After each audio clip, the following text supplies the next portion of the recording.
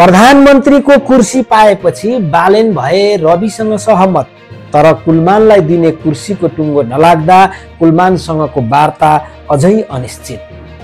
दर्शकवृन्द, आज हामी यसै बीच नेपालको राजनीतिमा गएको तरङ्ग र उठेका प्रश्नहरूको विषयमा कुरा गर्नेछौँ। त्यसैले भिडियोलाई अन्त्यसम्म हेर्नुहोला। दर्शकवृन्द, यो खबरले देशभर तरङ्ग पैदा गरेको छ।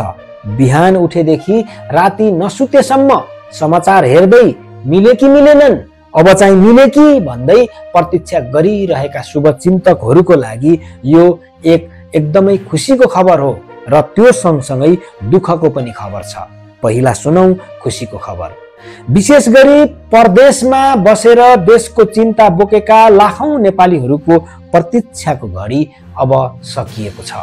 राष्ट्रिय स्वतन्त्र पार्टी रासोपाका सभापति रवि लामिछाने र काठमाडौँका मेयर बालेन शाह बीच 7 बुँदे सम्झौता भएको छ, जसमा बालेनलाई फागुन 21 को चुनावमा प्रधानमन्त्रीको रूपमा अघि सार्ने सहमति भएको छ। यो नयाँ शक्तिले पुराना दलहरू कांग्रेस, एमाले र माओवादीको वर्षौंदेखिको राजनीतिक रजगजको अन्त्य गर्ने आशा गरिएको छ, जसले लाखौं शुभचिन्तकहरूलाई खुसी तुल्याएको छ। तर यो खुसीको बीचमा दुःखको खबर पनि छ। यी वैकल्पिक नेताहरू पनि कुर्सीको वरिपरि र सत्ता बाँडफाँडमा अल्झेका छन्। राजनीति कुर्सीको खेल हो, फोहोरी खेल हो। पुराना भन्दा हामी फरक छौं भन्दै आएका नयाँ अनुहारहरू पनि अनुहारहरू मात्रै नयाँ, तर राजनीतिक संस्कार पुरानै देखिएको छ। पुराना दलहरूले भ्रष्टाचारी जोगाउन, आफ्ना कुकर्म लुकाउन गठबन्धन गरेको आरोप खेप्दै आएका थिए। अब नयाँहरूमा पनि त्यही देखिँदा प्रश्न उठ्न थालेको छ। नयाँ र पुरानामा के भिन्नता छ त? आफूहरू जेल जानबाट जोगिनका लागि यो एकता गरेको आरोप पनि सामाजिक सञ्जालमा उत्तिकै छ। अब हेरौं यो ड्रामाको मुख्य ट्विस्ट। फागुन 21 गते चुनाव हुने हो कि होइन थाहा छैन। चुनाव भए पनि कति सिट जित्ने हो त्यो पनि थाहा छैन।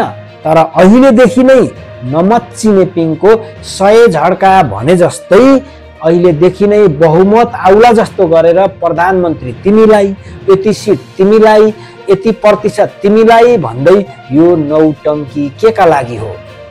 एउटा सिधा प्रश्न छ।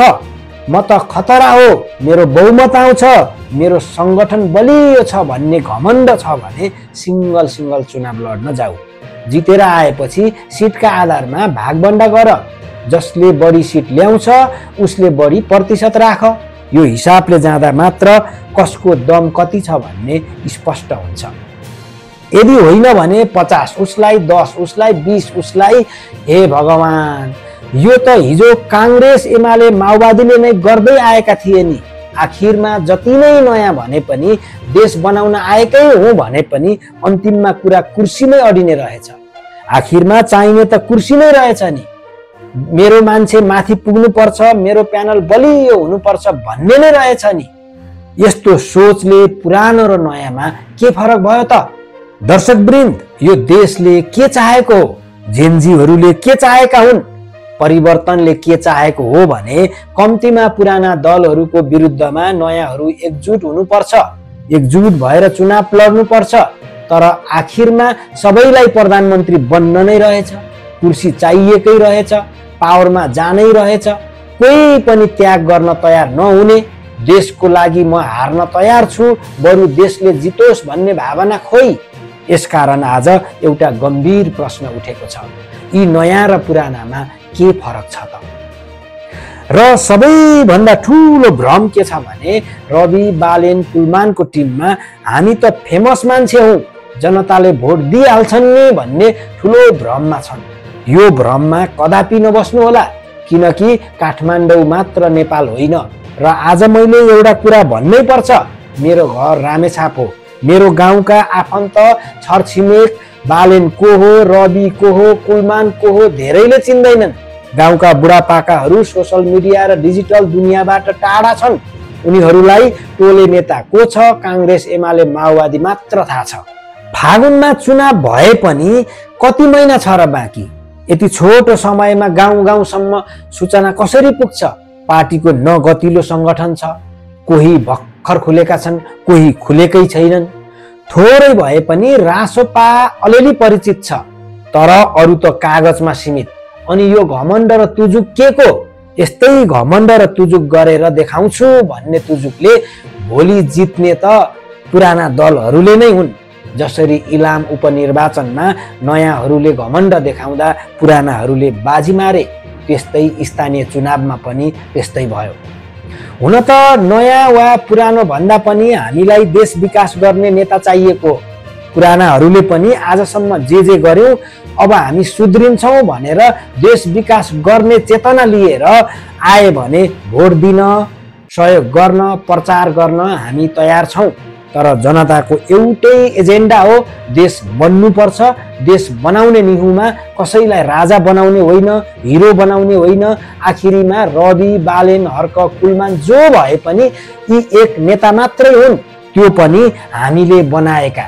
हामीले फेसबुकमा लाइक कमेन्ट गरेर उनीहरूलाई सेलिब्रेटी बनायौं, तर सोशल मिडियाको ट्रेन्डले मात्रै देश बन्दैन। देशभन्दा माथि कुनै व्यक्ति छैन, व्यक्तिवाद पनि छैन, कसैलाई भगवान बनाउन चाहेको पनि होइन। देश बन्नको लागि नयाँहरू मिल्नु पर्यो कि सच्चिनु पर्यो? हुन त मिल्ने भए मिल, नमिल्ने भए कवि अर्जुन पराजुलीले भने जस्तै बाइपङ्खी रेलमा जाने कि नक्खुको जेलमा जाने आफै डिसाइड गर। किनकि जेनजी आन्दोलन भयो, देशले ठूलो क्षति भोग्नु पर्यो। त्यसमा यी नयाँ हुँ भन्नेहरूको हात छ भन्दै पुरानाले सार्वजनिक रूपमै आरोप लगाउँदै आइरहेका छन्। त्यसकारण पुरानाले जिते नयाँ जेल जाने र नयाँले जिते पुराना जेल जाने, यही गोलचक्करमा नेपालको राजनीति घुमिरहेको छ। यस्तो प्रतिशोधको राजनीतिले देशलाई कुन अवस्थामा पुर्याउन सक्छ भन्न गाह्रो छैन। यसैबीच देशले चाहेको व्यक्तिबीच एकता भयो भन्नेहरूको पनि ठूलो जमात छ। तर सरसर्ती हेर्दा नेताहरूको अभिव्यक्ति सुन्दा देशको विकास भन्दा एक अर्कामा प्रतिशोधको भावना बढी देखिन्छ।